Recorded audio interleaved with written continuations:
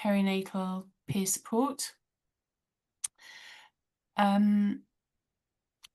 Vicky, if you've got the link to the 5 principles of perinatal peer support, if you could put that in the chat, that would be great.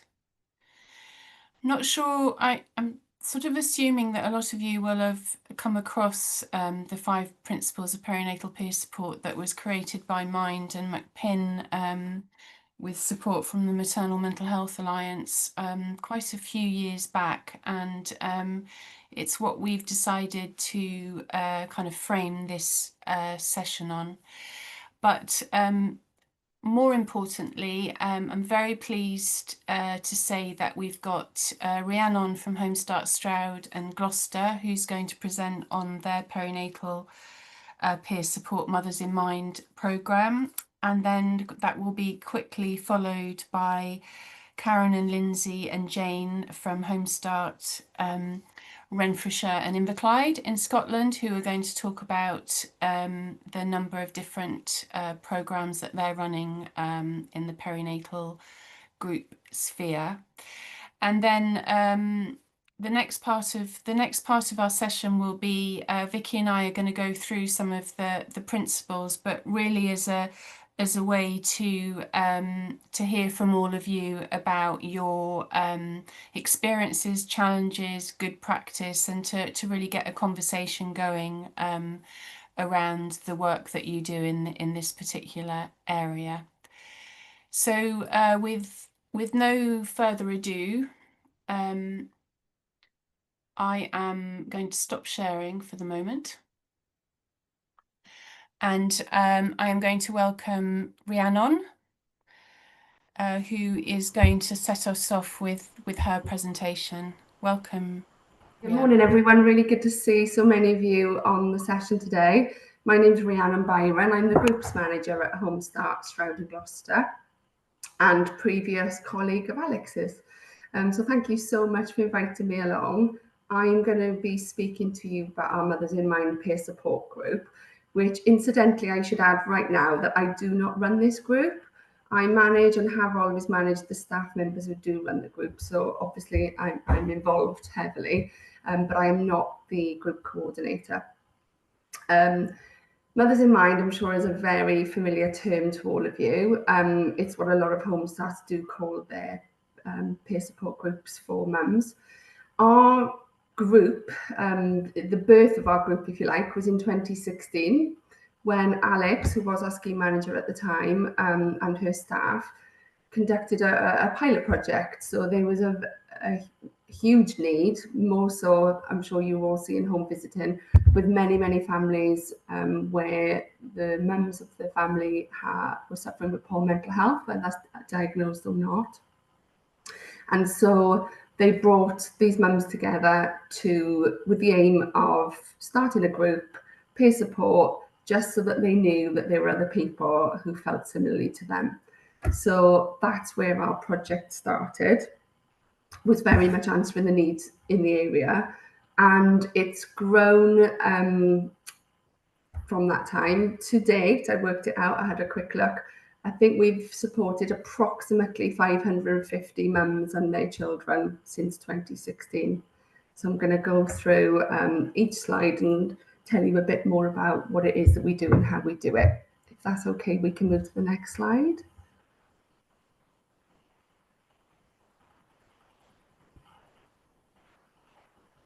Thank you. So I won't talk too much about this, but as Alex mentioned, we are going to be talking today about the 5 principles of perinatal peer support. This is the document that is, in my opinion, the godsend if you are looking to run groups. And quickly there, I have listed what the principles are that I know we're going to dive into. But just to say on that for us, that helps to guide fundamentally where we want our group to go. If we're looking to evolve and improve our group, we look to that document to guide us. We'll see within that, for us, some of the fundamentals are the use of language when you're running a perinatal peer support group where mums are experiencing poor mental health. Language is hugely important. The language both that we do use and that we don't use. So that's one take home for us. When it mentions that it benefits everybody, that is the staff. For us, we use volunteers of our groups too. The important thing to say at that point is how important supervision is, because I know, being a groups manager, and we run several different groups and I manage all the group staff, you hold a lot of what the families share with you, and we take on a lot. So supervision is really important, chatting through our support with families and the challenges that they're going through. And incidentally, quite recently, I want to say in the last year or so, our staff have undergone the trauma-informed approach training, which has been hugely valuable, actually, to, again, that links with the use of language, that has helped guide our work and helped us to keep evolving. And as is mentioned at the bottom, like I said, I won't go through every single one.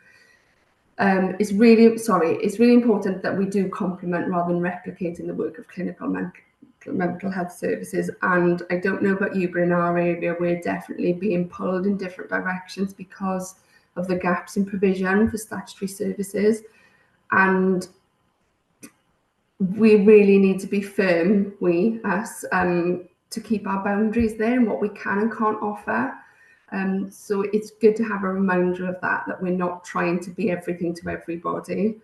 There's mention about providing opportunities for involvement of people with lived experience, hence my message about supervision. But for us, what that has meant, and ties in with the next step, about benefiting everyone, including peer supporters, since Mothers in Mind, or I will refer to it as MIMS, has been running for us, then we have seen mums attending the group who've gone on to become peer supporters, who've gone on to train as Home Stop volunteers, who've supported families in their home, and then actually in one case, our one Home Stop volunteer did then become our Mothers in Mind coordinator. So there's a whole cycle that has happened for us, and there's many more examples of mums attending who've then gone on to be.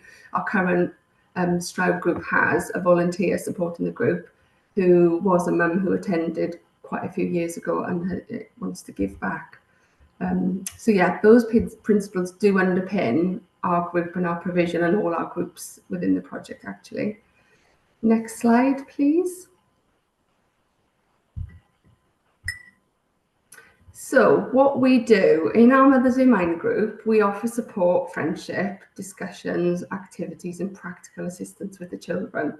So I know everyone does this differently.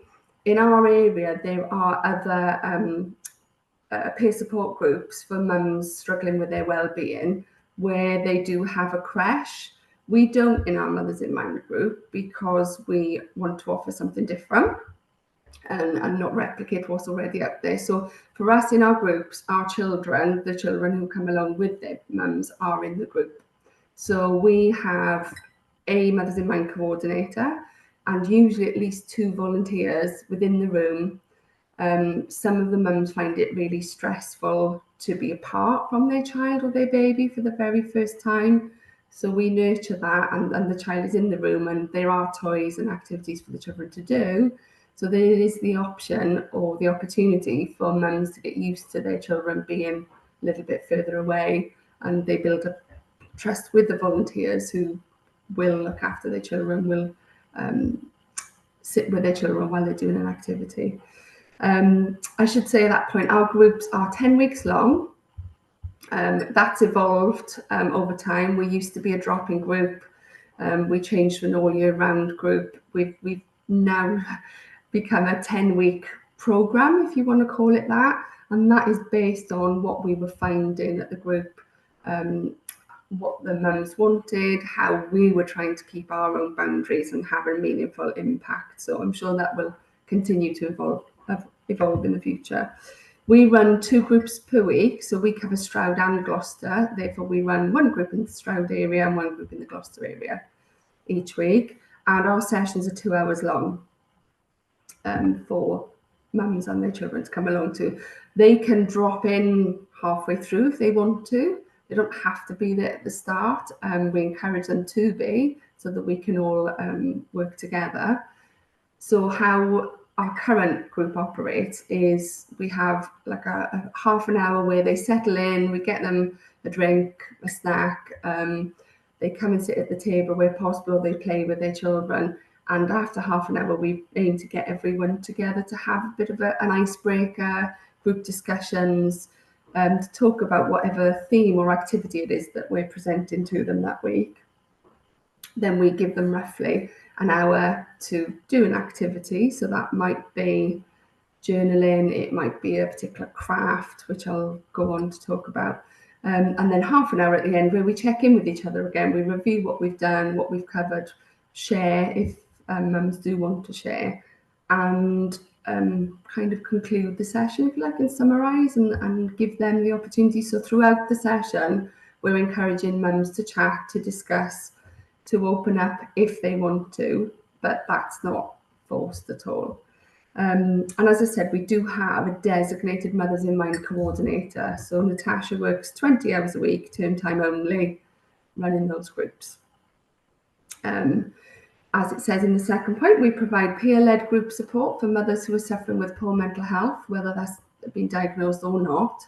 But that also does include, we're focusing on their well-being. So it might be that mum is lonely, she doesn't have many friends in the area, she's isolated, with maybe no family support, or struggling with parenting. Any of the above, mums are welcome to come along to join our group. And a really, really important part, I think, of all of our group work is we're promoting good enough parenting. We do not have to strive for perfection. We all know and have heard people talk about the guilt you feel around parenting. So we are trying to normalise the fact that it can be challenging and it can be hard, and the sleepless nights particularly. But we're just looking for good enough and not perfection. So we do work in partnership with each other at the group. So that's the staff, the volunteers, the mums and children there, and with other agencies.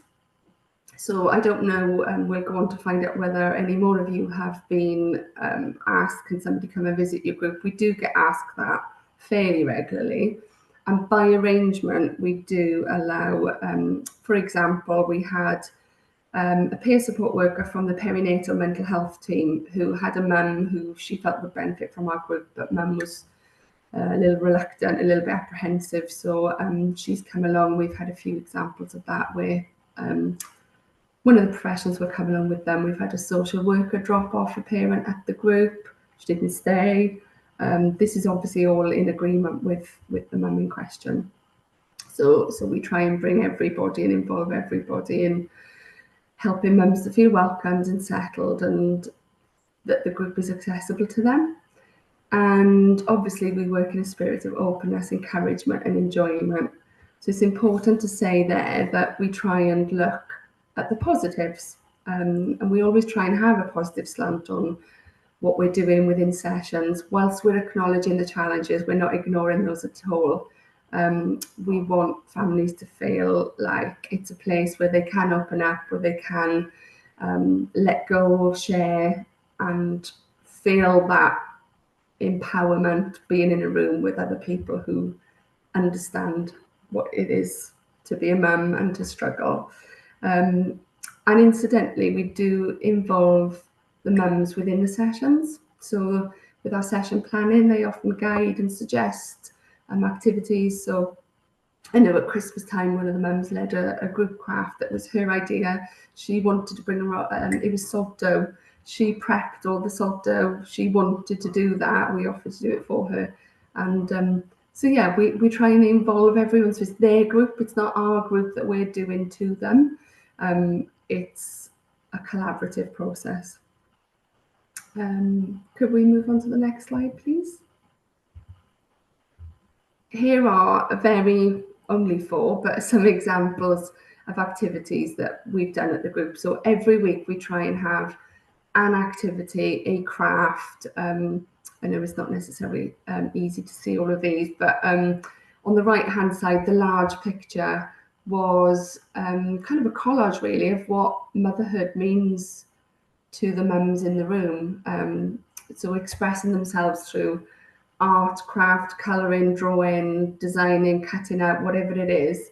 The idea is that they can just get lost for half an hour, 20 minutes, an hour, whatever that might be, and putting aside the outside world and just losing themselves in and being in the present by doing an art and craft activity. So we've created a lovely poster that we're hoping to take to our AGM next month, where we display the work that the mums have put together. In the top left, we've got lanterns of light for Diwali. So the mums decorated glass jars and spoke about the importance and relevance of light, whether that's in a literal sense or just hope. Then one of our really well-known activities is the mask at the bottom, and that is a series of sessions that we talk about the importance of, as mums, we often wear a mask as people, lots of us do. So to the outside world, we show a certain persona, and actually on the inside, there's much more going on. That mask was designed by a mum who was previously a victim of domestic abuse. So it's not easy to see, but within the mask, it says the word pig. It says you're not worthy, nobody will love you. That's what she was being that's what she was receiving, if you like, on the outside. And she used pipe cleaners to stitch the mouth together to show the coercive control that she was suffering in the past, historically. And then within the inside, she wrote how she hoped to feel, and words are expressed where she'd like to be. And then the very small one in the bottom corner is hands, where mums drew around their hands and spoke about how useful they would like to be, and they use their hands and how it brings people together, that they reach out. So there's lots of literal and I can't think of the other word, sorry. There's lots of imagery going on there with the activities that we use. So that is a selection there of activities. Can we move on to the next slide, please? So for us, our core principles in Stroud and Gloucester, for our Mothers in Mind group and all our groups actually, is that they're accessible to everybody. So we will do whatever we can to get people at the group if they need to speak to us in advance. So we don't necessarily operate just as home visitors do. So not everyone in our group, in fact, most people would not get a visit or contact with us if they're just referred for the group. If they are referred for home visiting and also the group, they would receive a home visit. But for us, the numbers are just huge. We get over 600 referrals a year for our group. So, but we do whatever we can, accessible to all. So we've helped with bus fare for people to get there.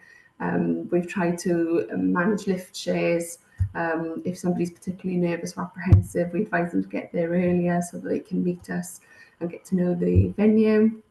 We're obviously non-judgmental as Homestat, that goes without saying. And back to really what we mentioned with the document about the principles for peer support, we're not a replacement for therapeutic or clinical interventions, and that's really, really important.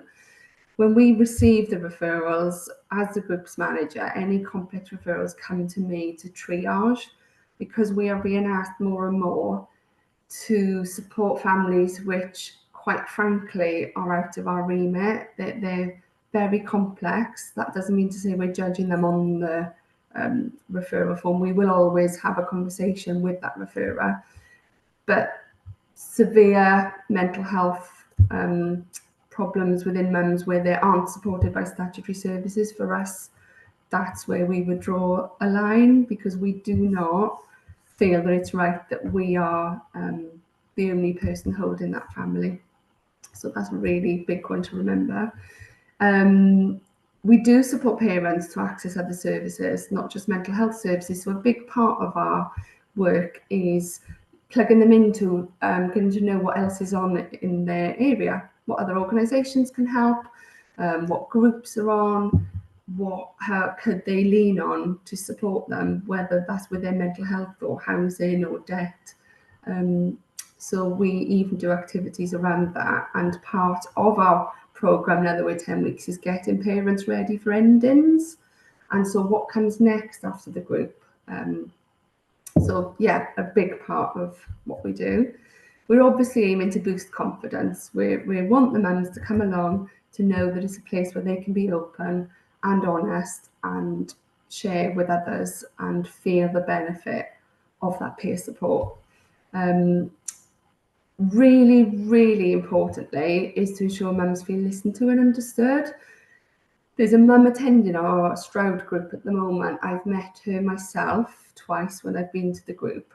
And just to very concisely explain her backstory, she's got a 4-year-old who's at school. She had a traumatic birth. She's got a 9-month-old. She also had a traumatic birth with him. Her child at school has additional needs, and mum feels like school aren't listening to mum around these additional needs. Mum feels like she's been passed from pillar to post. She had a birth debrief. She felt like things were held back from her. She's accessed her birth notes. She feels quite bitter and angry about the treatment she received recently and in the past by professionals. And on only a few weeks ago at the group, she's attended one 10-week Mothers in Mind group. She's come back because she didn't do the whole 10 weeks. She's come back and re-attended this current group, and she spoke to the other mums in the room and said that she feels like Mothers in Mind is the first time she's ever felt listened to and understood. She knows that the group can't fix everything for her, but she just feels acknowledged in that her concerns and her worries are validated, I guess, which is really sad actually for that mum, but encouraging for us to know that we nurture an environment where that is possible within the group. Obviously, we want mums to develop networks and get to know one another so they can lean on each other for support, because what we don't want to do is everything sit with mothers in mind, that they have to keep coming to feel better. We want them to know that the links they make within the group, they can go on to meet each other outside the group and support each other in the future. And they do, they absolutely do. We obviously want to reduce stigma around perinatal mental health. And ultimately, what we're all aiming for is to improve and nurture and help the relationship between mum and her child. So it's really all about empowering the mums, that their voice should be heard and is being heard. And they have very real concerns and worries, and they share a lot of those with other mums within the group. So I'm trying to think what I might have missed at this stage. I will say that for us, volunteers support every session. I think I mentioned that, 2 volunteers at least at each session, along with a group coordinator. Our referrals, I should say at that stage, how many mums typically are at our sessions can vary massively.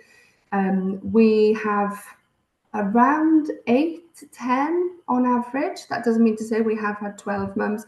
And in the past, I'll go on to talk about what we've learned. We've had a lot more, which is why we stopped being a drop-in group. So 8 to 10 on average. Sometimes that dips down in the winter months with illness. We might have 5 or 6 mums at a group. Referrals, mums can self-refer to us, or they can go via a professional. So that might be a health visitor, a midwife, perinatal team, social workers, youth support. I'm sure we all have similar people referring. And yeah, we try and obviously fit in as many as we can. So for us, we sign up more mums than we might naturally take at a group, because we found over the years that the amount you sign up isn't the amount you get each session. There's dropout, and there's people who have appointments and commitments and illness and so on. But yes, it's very much we want those mums to come together so that they can empower one another. And can we go to the next slide, please? Please tell me if I need to speed up, Alex. I know I talk a lot. Did you put your hand up? No, we're all right. 5 minutes, Rhiannon, I'm going to give you. So key elements of our group. Conversation is organic. This is from the group, so we're not delivering a spiel each time, if you like. We do use topics to give opportunities for parents to share. What we've covered has evolved hugely. We look at theme weeks that are coming up. I mentioned Diwali earlier. There is the NHS, I can pop a link in later, have got something called the Wellbeing Steps, and there's like a circle with 10 topics that we've used in the past to guide what we cover. It's important to say there about conversation being organic. There are difficult conversations that we have in the group, and there can be difficult dynamics, and that is where the skill comes in. I'm sure the other presenters will agree. That's where your skill comes in as a group coordinator, is managing those dynamics, knowing who you have in the room, knowing as much as you can about the people who are attending in advance, so that you know, for example, if there's baby loss, if there's birth trauma there, so that you can step carefully, but at the same time, it is okay to have difficult conversations and to lean on the people within the room, actually, to support those conversations. So a big part there of helping to manage that would be ground rules, establishing ground rules at the group at the beginning, so that the mums are buying into the fact that this is confidential, that we want to hold these conversations in the room, that we want people not to feel judged, and so on. And really important for our group coordinator and volunteers actually to hold boundaries, so to be clear what you are and aren't offering to the families. So another one is opportunities to explore different tools to improve well-being. So we have external speakers come in, so we might do some breath work, we might do some meditation. I mentioned art and craft. Recently we've had a local author who came in and guided the families with writing their birth stories. She did that very carefully. We've had a yoga teacher come in to lead a session for families. A local photography project, they came in with proper job cameras and lent them to the families. So the mums were able to borrow those, and they were working on a photography project together. And we always do some journaling within the sessions as well. What have I got there? Information about community support services are available, which I mentioned previously. So we encourage parents to support those if needed. As we move to the next slide, I'm going to speed up. What have we learned for us in Stroud and Gloucester? Partnership working is key to raising the profile. In my opinion, you cannot do it without them. I always think of the Kevin Costner film, Field of Dreams, build it and they will come. Just because you run a group, it doesn't mean people are going to flock to you. You have to work really hard to get the message out there, to get the professionals to know about it. It's as much as getting the mums to know about who we are and what we do. But if the professionals, if the health visitors and midwives who have got contact with those families are recommending us, or giving the families a heads up about who we are and what we do, it really does help. So we try and go to as many team meetings as we can with health visitors and midwives and social workers to clarify what we do and don't do, and encourage them to refer the right families to us. As I mentioned before, we have evolved from a drop-in group. So at one stage, not that long, maybe about 4 years ago, we were drop-in, so anyone could turn up on the day. And I will never forget the day where we did have a big room, but we had 22 mums come to a session with their children, which, as you can imagine, isn't very conducive to holding everybody in the room and to good quality peer support. So we now ask families to sign up. So we would sign up approximately 18 or less mums and their children. And typically, as I mentioned previously, we would get about 10 to 12. So I know we've got 14 signed up to our Stroud group. I delivered it the other day, there were 8 mums there. So we would always oversubscribe, which I've just mentioned. Project work, craft with a purpose. We have exhibited our art and craft in Gloucester Cathedral is one place I could think of. In local churches, we've done Christmas tree festivals, so we try and give the art a purpose so that it's not just doing it, which is nothing wrong with doing it to be in the present, but it's something comes of that craft too. Keep focus on your aims would be my recommendation. So back to holding the boundaries and what is it that you're trying to achieve? What are your outcomes? What are you working on? Don't shy away from challenging conversations, as I mentioned.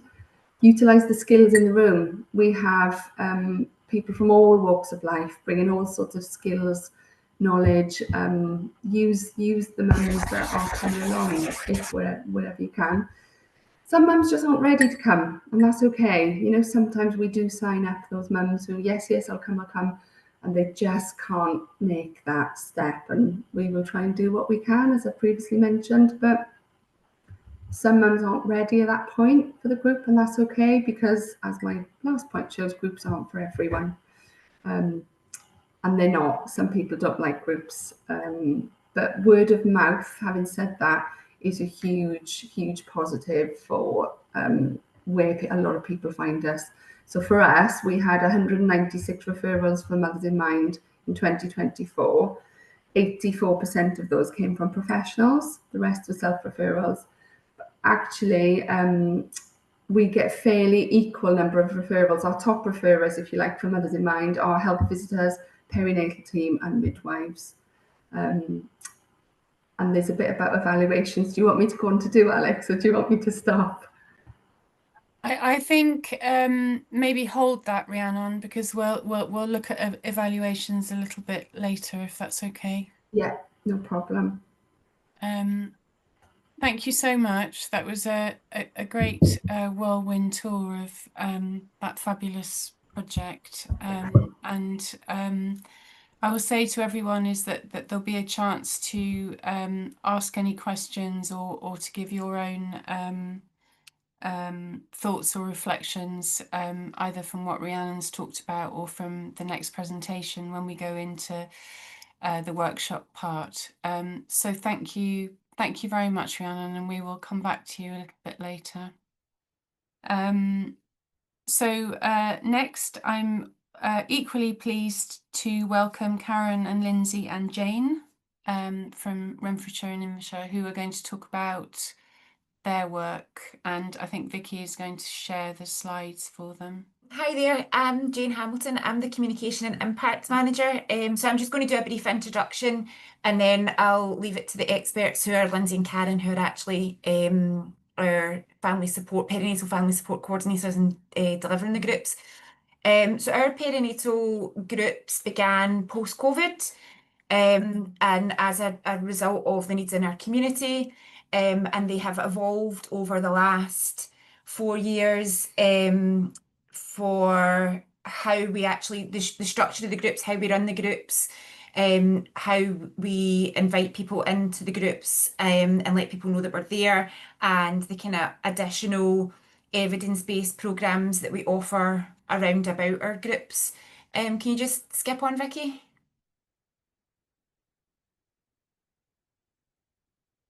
Thanks.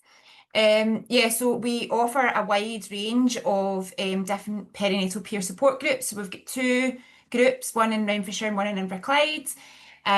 We also offer programs like Mellow Bumps, Peep Antenatal, Infant Massage, Blank Canvas, which is um, a therapeutic intervention, evidence-based. It was developed by a midwife, and this is for mums with low to medium perinatal mental health. Yes. And that's an 8-week program. We started delivering Circle of Security, and our staff are just getting trained in Solihull postnatal. So I'll let Lindsay jump in now and talk on you go. Yeah, so we've added some pictures and things as well from some of the groups that we run, from our Monday morning groups. What works well for us at the moment, the Mellow Bumps programme and the Peep Antenatal programme are getting mums in early, as soon as they're pregnant, getting them in, doing the building relationships, building that trust with the mums nice and early on. We attend other local groups to talk about the support that we offer, like local breastfeeding groups in the area. And we also have NHS and other groups coming in to speak at our groups as well. We've added some photos. One was in the previous slide. of some of the activities that we do at group. Our families in Scotland love bookbug, so rhyme and music and song are really important as part of our groups. We are role modeling to the parents.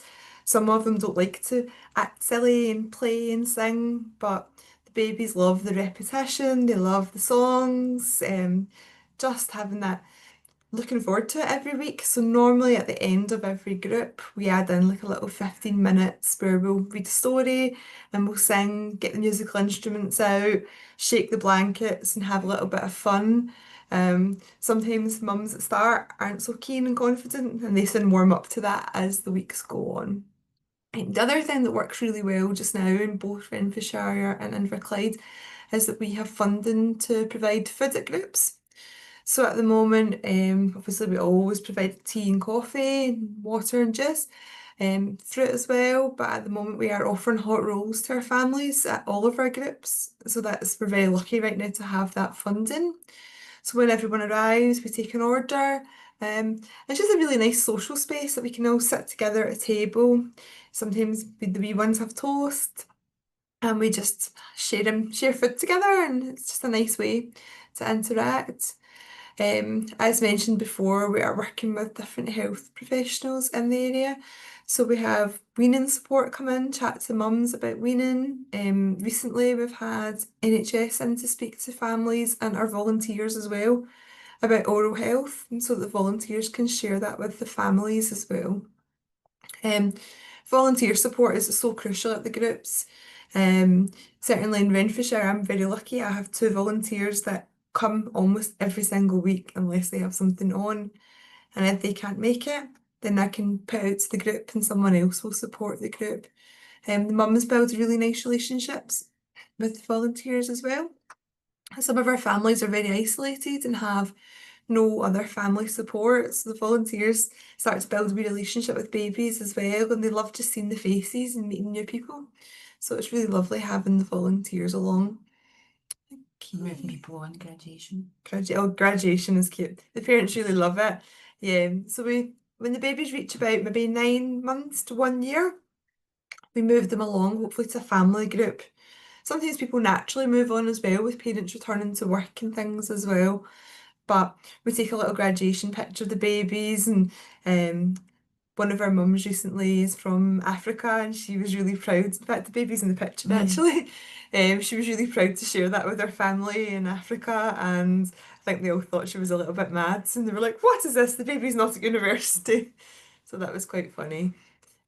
So that does work well as well, just giving them those nice wee special moments. Can we just move to the next one, please?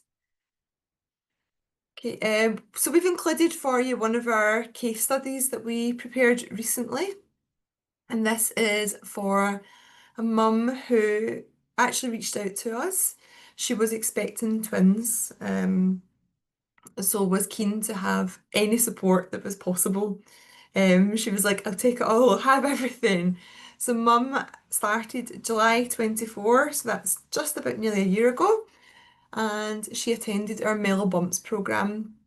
So an 8-week antenatal programme. She met other mums that were expecting babies at the time and was able to build relationships with them and also with our staff as well. And during that programme, we discussed volunteer support and if that would be something that mum would be keen on. Mum was absolutely on board with that. So before the babies were born in August, we home visited that family and put them in touch with a home visiting volunteer. The volunteer was matched with that family just the week before babies were actually coming, and that volunteer also works in the maternity department here in Renfrewshire. So she was able to support mum and visit her even in the hospital. I think babies were in about a week at the time, so she was able to pop in and out and visit mum in the hospital and get her extra VIP treatment. So that was a really positive, nice experience. Mum has been visited by that volunteer weekly since then. Babies are, what are they now, 8, 9 months? And mum attends perinatal group. So she comes to our group on a Monday with the twins. So again, it's a safe space for her to come. She knows that she'll always be supported. Someone can help her, especially now that they're eating food and weaning. She's always needing a wee extra hand. Mum attended our baby and child first aid class as well. And some of the mums that she met right back at Mellabumps also attended that. So she's got that peer support the whole way through. And she's got those relationships and friendships. This mum also attended our blank canvas, which Jane had mentioned before, to promote our well-being and just have that real mindful time just doing something for herself. Blank canvas has creche. So again, that was something that she enjoyed at that time, just having space away in her own head, creating the art, just something really unusual. Mum had said she never really felt at the time that she was arty or crafty, but she really, really enjoyed it. So again, that was nice. And Mum has also been attending Equip for Life to build her confidence and self-worth. And she reflected on things that she'd forgotten. Just these are things about myself that I didn't know or had maybe forgotten over the past 18 months, not even the 8 months the babies had been born, expecting the twins, and then having the twins. So she'd reflected on how it was interesting that there was parts of herself that she had forgotten. But through that whole period, Mum has had the support from ourselves and the peers that she's met through these programs and the friendships she's met. But also the babies have had the support as well. The babies have had sensory play and music and song. So that's been really wonderful for the babies as well, because Mum said she might have struggled to leave the house with them if she didn't have a safe place to come. So that explains that wee family's journey. Hopefully, can you? There we go. Karen's going to jump on now, I think. I am really going to apologise. We have a group running in the office. Is it wild? And it's really You're loud. not in the cupboard, Karen. I'm in the cupboard. So I might have to mute. I really do apologise. So what we have been finding, I've been doing the perinatal in Inverclyde for 4 years. Started it just right after COVID. What we're hearing from professionals is it's not always easy to do a referral to us because they're so busy, they're stretched, and they just can't. So right now, I believe we're working with them to try and get our referral onto their system. So hopefully that will come soon and it'll just be an easier process. Over the years, it has gotten better. Now that they know a bit more about our programme, and with coming in to the groups and us going out and visiting as well, they're getting to know more about the programme, so they're actually a lot more happier to refer to us, a lot more confident because they know a lot more about Homestart, a lot more about our perinatal groups and what is going on with them. I think our other challenge is our physical space, especially here in Inverclyde. As you can see, I'm in the cupboard. To run groups, and also then that provides a problem with having space during group time for families with older children.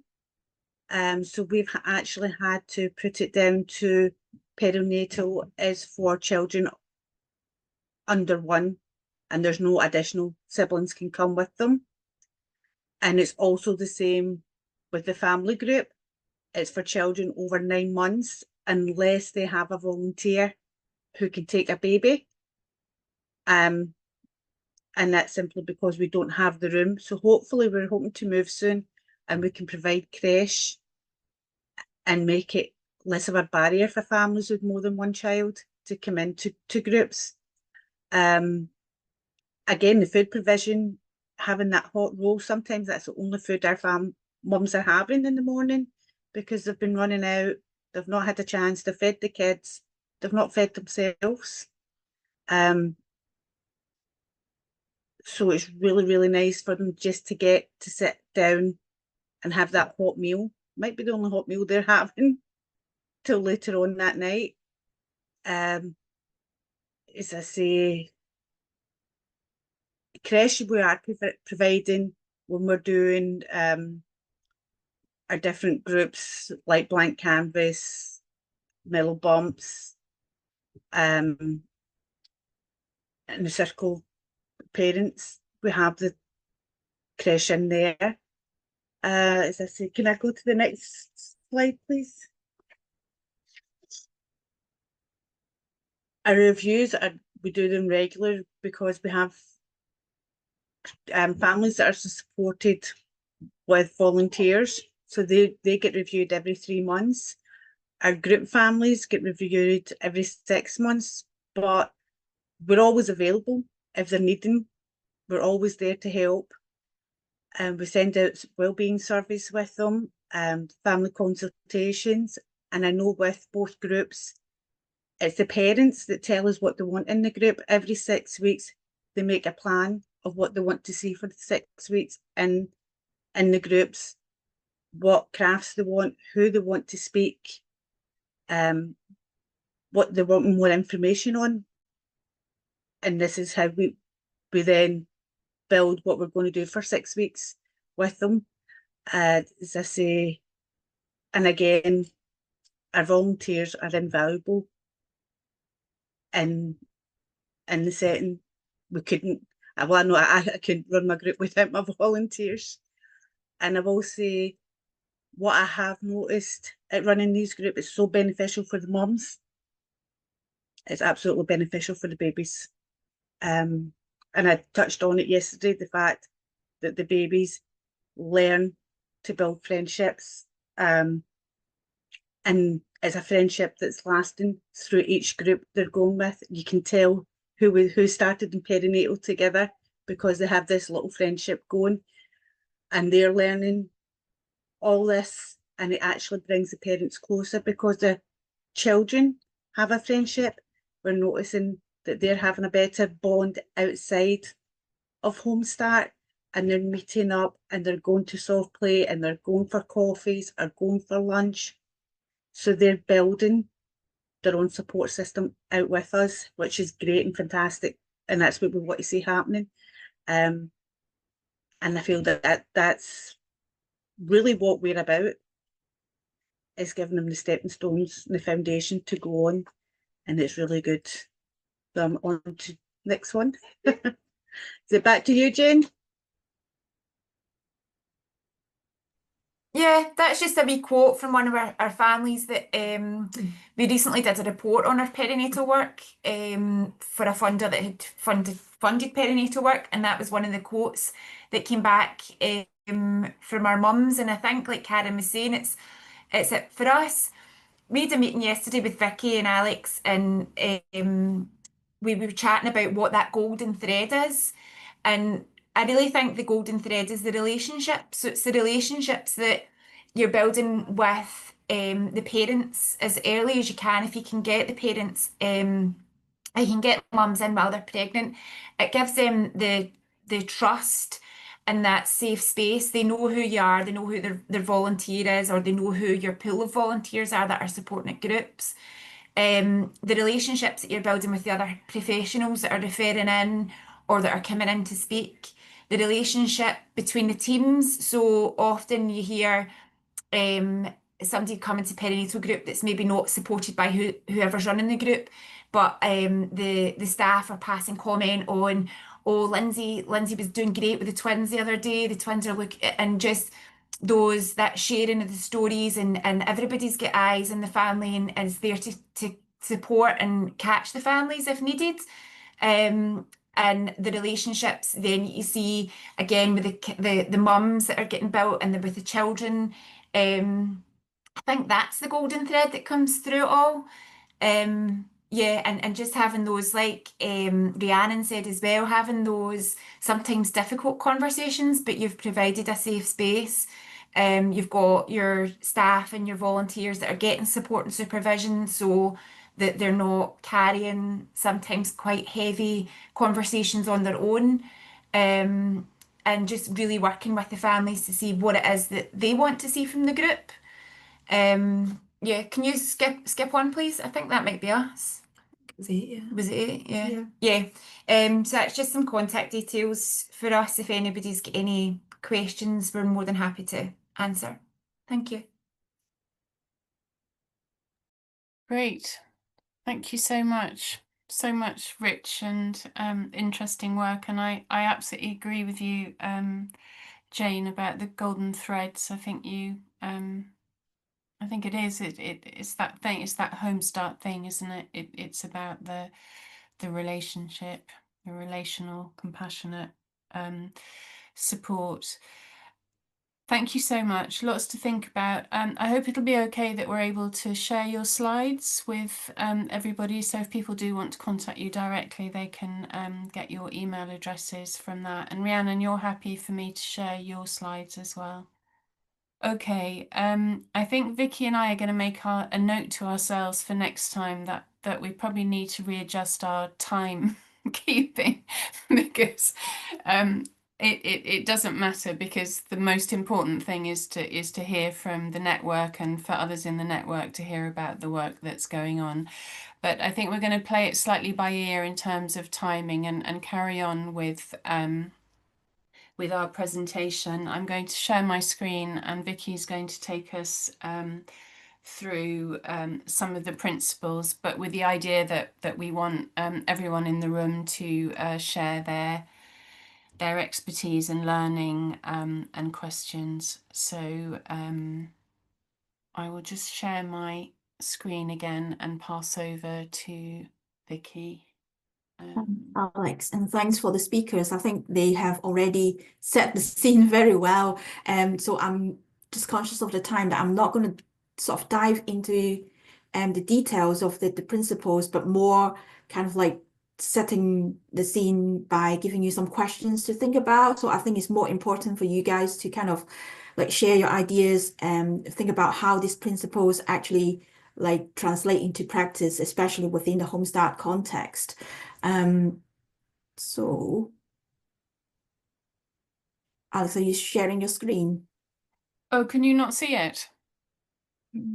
Sorry, I was relaxed there thinking that you could see it. Can you see that? Yeah. Great. Thank you. So that's the first one. I think both presentations already said it out very well about creating a safe and nurturing environment. They both mentioned very much about the human relationship is critical, and talk about demonstrating care and using positive language. What do you say and what you don't say? Having clear ground rules, so what people can expect from taking part in this peer support, having a shared understanding of what confidentiality means, so they have the control of like what they want to share or what they want to hear as well, within that sort of peer support environment. So part of that is about encouraging to think about their personal boundaries. And I think somebody mentioned about maintaining contact outside the group as well. I think both actually said that. So they have that control and they can feel like when they feel safe to share, then they can still keep that contact outside. But this is something that you need to think about when you do that too. Safety is paramount. I'm sure you agree with me. We've got the safeguarding process policies in place, but what other policies or what other practice or measures that you put in place to protect both adults and children in that group? So would be interesting to hear from you in terms of that. I'm going to jump on to principle 2 as well. So before I open up to the floor, so you guys can share your experience and what you have in place in terms of these 2 principles. So next, please, Alex. So the second one, it's slightly kind of related to that as well, is having your support being inclusive and being accessible. I think both of the presentations touch on about using different methods to engage with mothers in sort of from different backgrounds. You might have to think about the self-referral process, if there is one, that actually easy, straightforward for people to do while meeting all the requirements that you have. Any kind of barriers or hidden barriers that you might have to address, for example, language, culture. I think you've talked about having food. That could be a barrier for some as well. If they financial costs. So do they have to like spend on transport and things like that, actually join the group or being part of these peer? Childcare, I think both of them touch on childcare, whether you provide what the crash or whether you enable them to bring their children as well. I think that's sort of pros and cons. I can see it from the chat column that people have different preferences, but also depending on the circumstances, how that can be managed too. Financial barriers. Talk about accessible language, because when we talk about mental health, it can be quite clinical sometimes. So is that a barrier for some to understand what we're trying to do here? I think the key here is also about choice. I think the choice of different types of peer support, whether it's actually suitable for them, do they have a say, whether it's one-to-one online or whether they want to be a group. That is part of the principles as well. So I'm going to open up to the floor just for you to sort of like share your experience, what kind of like things that you have taken place in actually increase accessibility, to engage with mothers who might not usually engage with your support, with your service. Yeah, any things that you want to share, especially any challenges or any sticky points that you might want to hear from the rest of the groups that they might have solutions for you. This is a perfect chance to do that. I'm going to see if there's anything in the chats.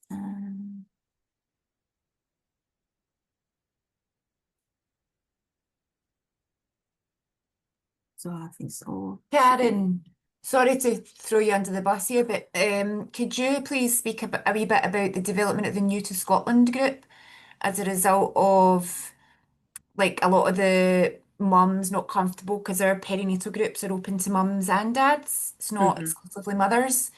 So Yeah. off the back of that. So Karen, if you don't mind. So what we found when our New to Scotland families were coming to our perinatal groups, we did have dads attending perinatal as well. And it was a summer day and it was really hot. And there was a couple of our New to Scotland mums in full coats, heavy winter coats, sitting, and you could see they were hot, they were uncomfortable. And I had said, take your coat off. And they said no. So I waited and I asked them after group to stay behind. And I said, what's wrong? And she said, we cannot take our coats off because there's males in the room. We have to keep our coats on. Then I became more aware of, well, they're not breastfeeding either because there's a male in the room. And we didn't always have the space for them to come in to our breakout room for them to breastfeed. So they were going to the bathrooms, which is not what we want. We want them to be comfortable. So then we got together as a team and decided that it would be more beneficial to do a New to Scotland group for the mums. And it is, dads do occasionally just drop them off and pick them up and come in for 5 minutes and say hi. But it's mainly just the mums that go there, and it's a lot better. I will go over occasionally and drop in, say hi to the ones with little ones under a year and just catch up with them, see how they're doing. But they seem to be thriving better and they're more comfortable, and the group is really well attended. Some days there are, between parents and children, there's over 20 people, 24 people there. So we've actually moved that out of the office. That's held at a church to accommodate the size of the group. But I just feel it was such a barrier for the mums to be there and be comfortable breastfeeding, and even just to simply taking off a coat when there was males in the room. So that was our solution, and it seems to have worked better for them. Thanks, Karen. You're welcome. I think that's a very good example about that is so much information that you can get through the referral process through the introduction process, but it's also the ongoing observation as well. It's like, well, you have to identify kind of the barriers that way, because it's not always sort of like forthcoming. Anybody wants to share something? So quiet. Come on, we want to hear about all your fabulous work and experiences to share. Can I see your slides again, Vicky? Oh, Which Just for one? those points. Sorry. yeah, I'll put them back on. I should tell them I'm just about to leave soon to go and teach a baby massage class. So that's quite a lot of nice support and peer support. That's today at 1 o'clock. So that will be again a Am I nice sharing? relax. Yes, Yeah. you are. So that was the first one, safe and Yeah. nurturing. And the second one was around inclusive and accessible support. Yeah. So I think the inclusive and accessible support is, again, that's something we've considered in our actual physical space, and making sure that there's disability access ramps for buggies, that sort of thing. The language barrier is something that we talk about, particularly as a management team, because to get materials, marketing materials printed in other languages is just something that's beyond our budget often. And we have identified that that is a barrier. We did have one of our New to Scotland mums who did some translation work for us as a volunteer, which was great. But yeah, I think the timings, and we don't have online options for those groups, although everybody that attends our groups they're in a WhatsApp group with consent, obviously. So they have that digital peer support out with set group times where they can chat within the WhatsApp group. That's monitored by staff as well. So the staff are always there to kind of chip in and support that. Thanks, Great. Jane. I think we've got Chris and then Emma after that.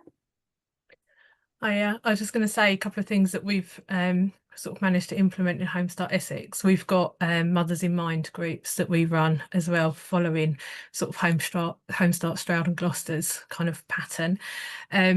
We've managed to put into some of our funding applications for family transport. So we can provide bus tickets for families, which has been really useful. You can bulk buy them in advance and then give them out to families as they come to the group. So that's something that's really been successful.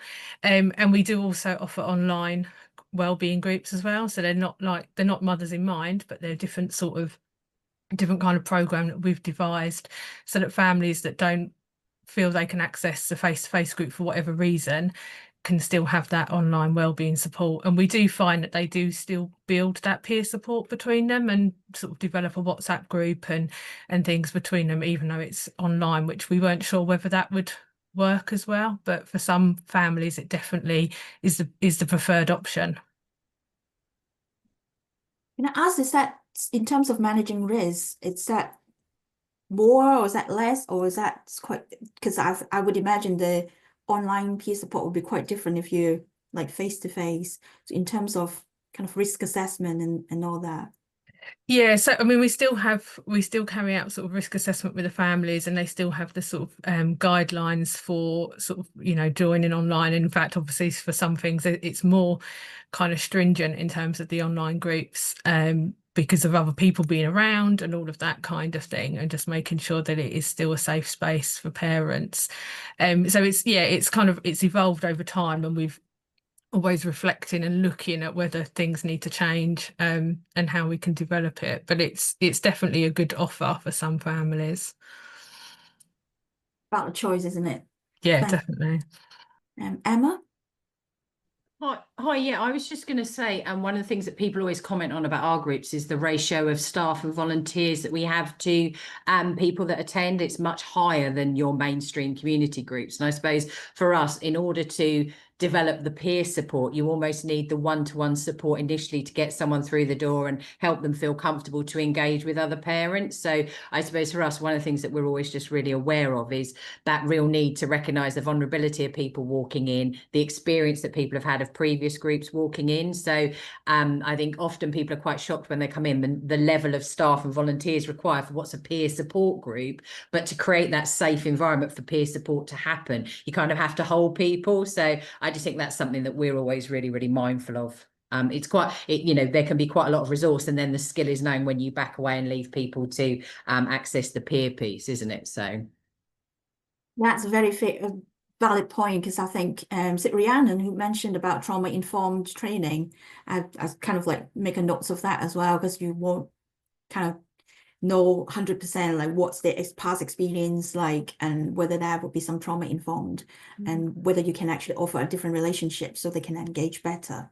Yeah, we had a mum recently who was come to Cambridge, not UK born, had been to a group and experienced really quite unpleasant. Well, racism is never going to be pleasant, but it was quite shocking, I think, for for a city that feels kind of multicultural. So for her now to come into a group and trust that space is so huge. So we've even had meetings to meet her in the car park. We've shown her the front door. So actually just recognizing the journey that people can have because of what they've experienced previously is so important, isn't it? Let alone then the content of what actually that group is all about. So yeah, lots of work taken to maybe get people through even the door.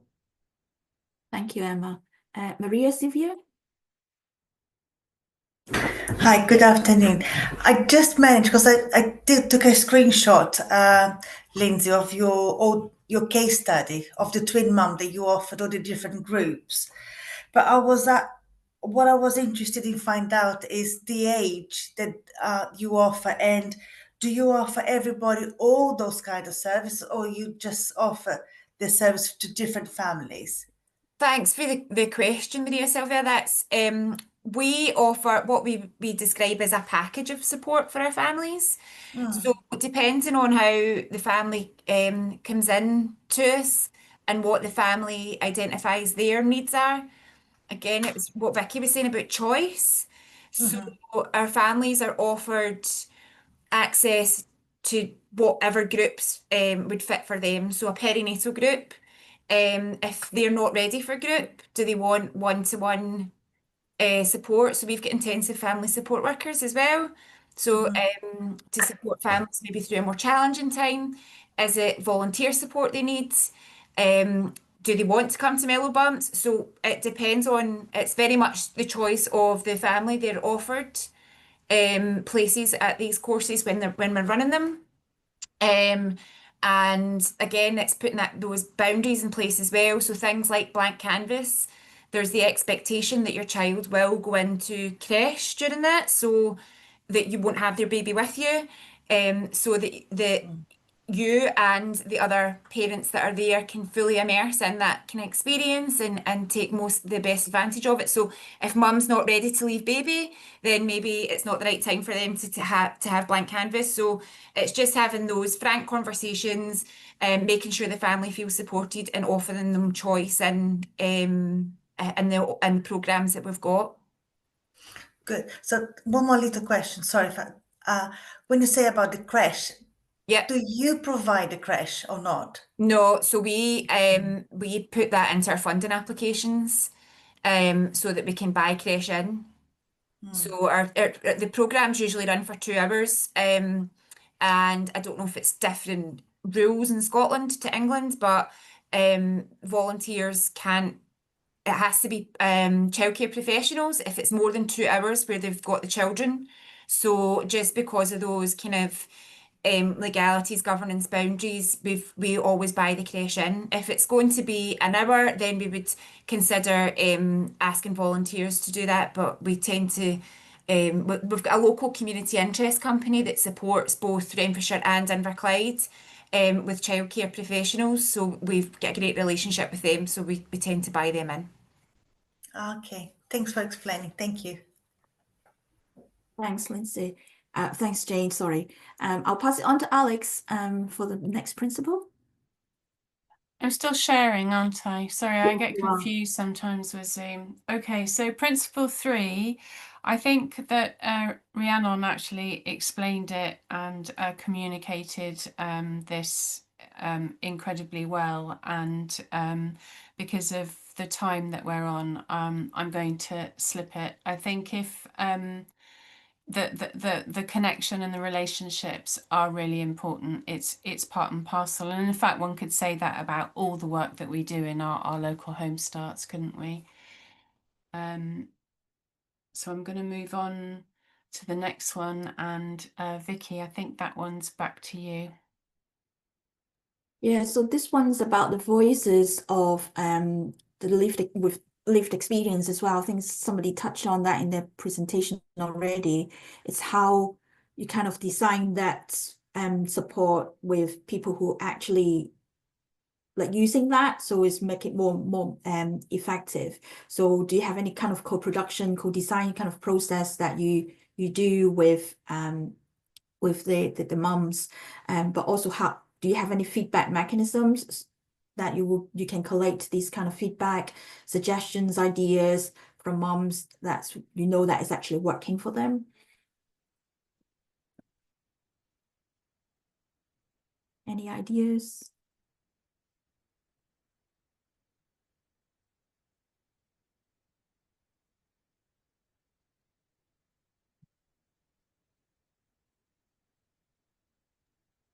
Hiya. We tend to, as Karen had mentioned, we sit down with the parents at the start of every term and sort of discuss what they would like to see in the programme over the course of 6 weeks. And kind of co-design along with the parents that way. Again, you're just linking in with the health professionals if opportunities come up, like weaning talks or oral health, and then taking that to the group to say somebody's asked to come in and see us. How would you feel about that? And doing that. And again, when it comes to identifying volunteers to support at the groups, just working really closely with the volunteers, having those conversations. Is this a space that if you've had a birth trauma, do you want to go in and support perinatal mums, or would you rather not support perinatal mums? Like just working with our volunteers so that they understand any potential triggers or anything like that, and how to keep them safe. Feedback mechanisms, we kind of touched on that in our presentation, but one of the things that we're really looking to get better at, particularly, is getting the voice of the child and the infants in a meaningful way. So just now it's just through observations from the parents, from staff and volunteers, but how can we gather the voice of the infant and the voice of the child so that we're starting to thread that through that co-design process as well. So if anybody's got any great ideas on how to do that, please share. Thanks. Vicky, Yes. that might be your moment to plug I the was going to next say, one. as you like, Jane and I have been like planning these or planting the seeds. So we are actually planning the upcoming webinars on these topics. So it's the voice of infants, especially about any resources and tools to help, like through our supervision, through kind of our planning process. So what can we do, and what do we actually like look for in terms of observations? How do we capture it? How do we record it? And how do we actually embed it into like the evaluations and reporting and those kind of things? So yes, definitely a space to watch out for. It's a topic that Alex and I are very passionate about, and I know a lot of the home starts have been developed some tools as well. So hopefully we can provide a space to kind of share that and support each other on that. So the next one is actually quite relevant to that as well. So the principle 5 is about the responsive practice. So if you look at the sort of the layering model, so we call it an onion model. It's by Underwood. So I'm sure that you have seen this somewhere before. So we have adapted that into our Homestart context. So you can see the model actually shows that kind of the relationship between staff and then the the parents and carers, and then the ultimate goal is about creating positive outcomes for children and babies and infants. So it's all kind of interlinked. And I know it's been mentioned already about like how providing peer support is no means feat. You hear lots of stories, difficult feelings, emotions, and the staff members or the volunteers as well as like hold a lot of that information. So the regular supervision reflective practice is very important for them to think about unloading them, but also how do you actually improve on your practice by going through that process. I'm also interested in thinking about the training. I think you mentioned trauma-informed training, Solihull training, circle of security as well. So are there other trainings that you might have to like think about in terms of providing peer support that your staff or volunteers will benefit from? The other points from that principle is about the boundaries. I think you've already mentioned about the professional boundaries, whether you have to keep that. But at the same time, it's a tricky balance, isn't it? That you want to be warm, you want to be having that trusting relationship and have empathy, but at the same time not being over professional about it, so people feel that you're cold and distant. So how do you actually keep that balance in terms of boundaries? And also mentioned about the group dynamics, people coming and going. They are maybe at different parts of the journey in terms of the mental health. What they're looking for from the group might be different as well. So as a facilitator, how do you actually manage that group dynamics?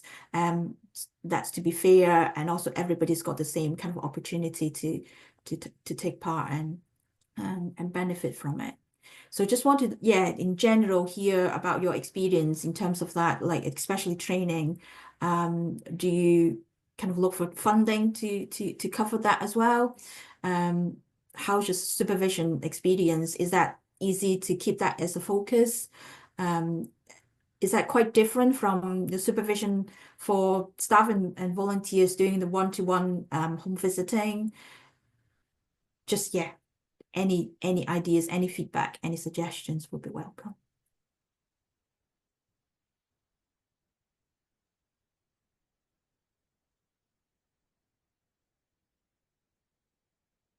Everybody's so modest.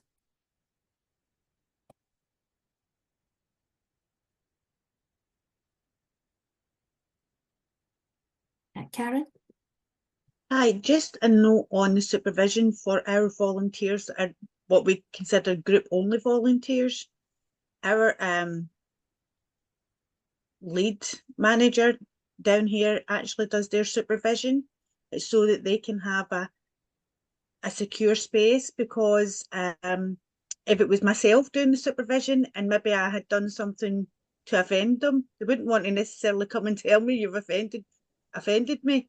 So we have our lead manager do their supervision, so they have a safe space to talk and feel free to be able to talk and be supported.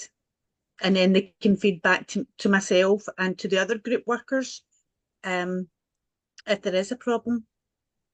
And I think that really helps.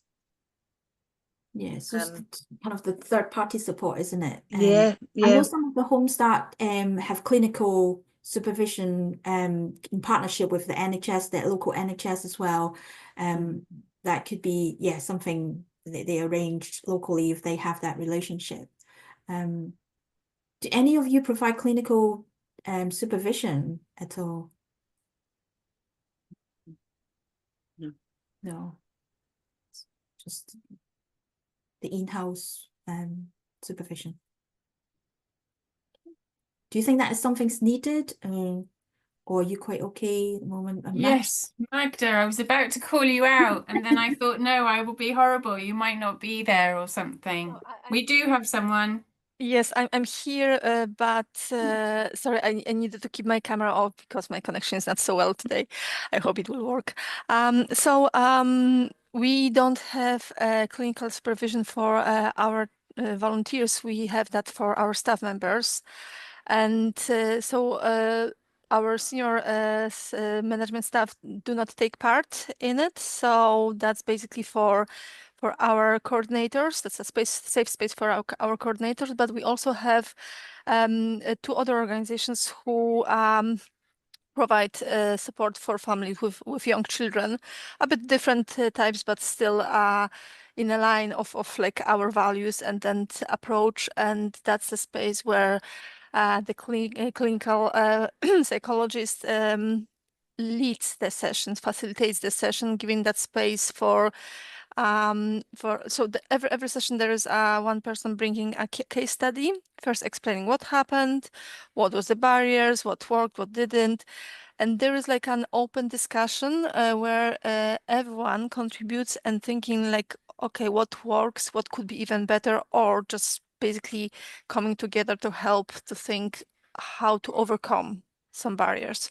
So, and it works very well in terms of like although it's within a team, it's kind of external. So there is this person from outside who can provide feedback, but not judgment at the same time. And that actually, that's a great, really safe space for people to express some frustration, some worries as well. So it's that's the feedback from our staff members that actually that gives lots of this how to say it the best way,